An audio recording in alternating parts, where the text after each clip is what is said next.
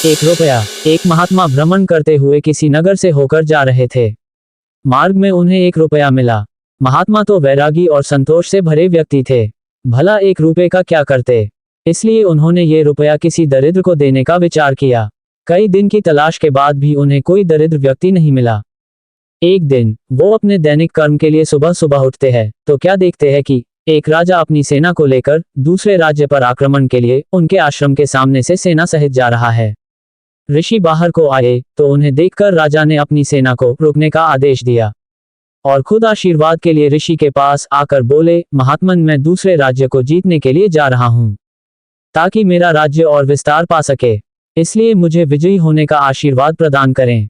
इस पर ऋषि ने काफी देर सोचा और सोचने के बाद वो एक रुपया राजा की हथेली में रख दिया। ये देखकर राजा हैरान और नाराज दोनों हुए, लेकिन उन्हें इसके पीछे का प्रयोजन काफी देर तक सोचने के बाद भी समझ नहीं आया। तो राजा ने महात्मा से इसका कारण पूछा। महात्मा ने राजा को सहज भाव से जवाब दिया कि राजन, कई दिनों पहले मुझे ये एक रुपया आश्रम आते समय मार्ग में मिला था, तो मुझे लगा किसी दरिद्र को इसे दे देना चाहिए, क्योंकि किसी वैरागी के पास इसके होने का कोई औचित्य नहीं है। बहुत खोजने के बाद भी मुझे कोई दरिद्र व्यक्ति नहीं मिला, लेकिन आज तुम्हें देखकर ये ख्याल आया कि तुमसे अधिक दरिद्र तो कोई है ही नहीं इस राज्य में, जो सब कुछ होने के बाद भी किसी दूसरे बड़े राज्य के लिए भी लालसा रखता है। यही एक कारण है कि मैंने तुम्हें ये एक रुपया दिया है। राजा को अपनी गलती का एहसास हो गया और उसने युद्ध का विचार भी त्याग दिया।